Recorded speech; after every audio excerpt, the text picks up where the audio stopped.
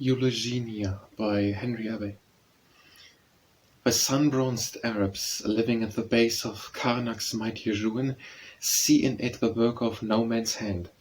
They cannot think its lofty beauty and majestic form, so awe-begetting, even in decay, are the unaided deed of their own kind.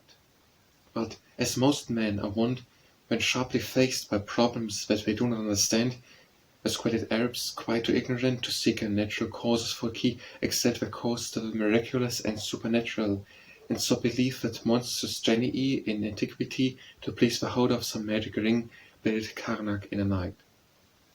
All governments, books, customs, buildings, railways, ships, and all the stark realities that men have made are but imagination's utterances. The invisible speaks in the visible, and over all the high, far-reaching thoughts of great imaginations domineer. First of the magi, Zoroaster yet calls the Western theosophic mind, besides the minds of Asian myriads. Nor have his genii lost hold on man, but are an explanation, in the East, of architectural victories which appear beyond the power of human hands to win. But we of higher credence think not so.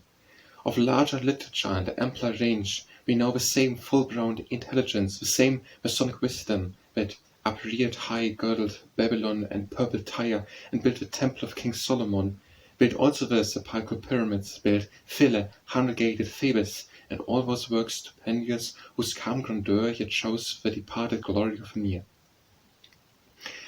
It scarce seems longer past than yesterday that man undid the brazen clamps which held upon its pedestal the obelisk, that ray-like shaft which Thutmose raised it on, the grace the temple of the setting sun, and found Masonic emblems there bestowed.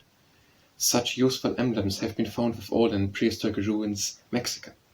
If other clue were needed to connect our modern craft with builders of the past, we have the evidence of what we know. But nothing can be operative long and not be speculative too. For use is more than manual. Intelligence must see the ideal in the real, and cloth upon the impalpable and naked truth the palpable resemblance. It must needs behold in all that is material, external, the express embodiment of signature of far-off lasting things which are eternal, spiritual. Swedenborg, upon the other worlds of heaven and hell, his ideality imposed, and strove to picture them, the universe and God, using the splendid words of Holy Writ as signs and tokens of the mysteries that, in imagination, he held it. But not so far the wise Freemason dares. In square and compasses and setting mole, and in the other stated working tools used by the craft, he sees an ideal use. To him they are the emblems of such things as have been found alike in every soul and make the world fraternal. Symbolism is the rich blood and life of masonry. A symbol is the solid link between the real and the ideal. It must be that man himself, the crown of earthly things, made in his Maker's image, is the true, the only symbol of the power divine.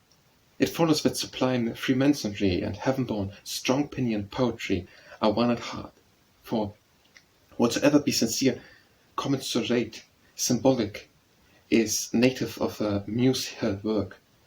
To think in symbols is imagination's house. So the fast hold which Masonry has kept upon the minds of men for centuries, for long millenniums, is, in truth, the same as that of poetry.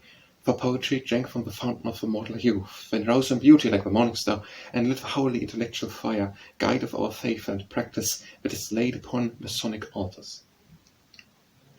When expressed in buildings, she is seen as in the tree the hamadryad. We but change her name, and architecture nominate the muse.